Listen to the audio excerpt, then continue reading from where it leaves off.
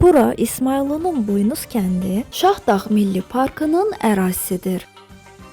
Bu ağac 1958-ci ildə lentə alınmış Ögey Ana filmindən bir yadigardır.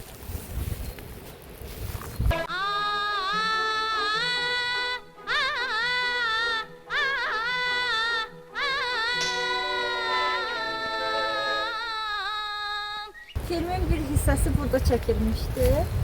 Burada hətta qaya da var ki, həmin Ögey Ana filmində çəkilmiş qayadır. O partladılan qaya var deyəsən, həmin qayadır, bəli.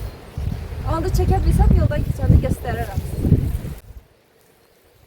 Ögey Ana filminin bir çox səhnəsi İsmayıllıda çəkilib. Əgər İsmayıllıya getsəniz, Buynuz kəndindən Şahdağ Milli Parkının ərazisinə daxil olub, yol boyunca biraz irəliləsəniz bu ağacla qarşılaşacaqsınız. Əgər ağacı tapmasanız, oradakı bələdçilərdən kömək istəyə bilərsiniz. Videoda bəhs etdiyim qayanı da yaxın zamanda sizinlə paylaşacağam.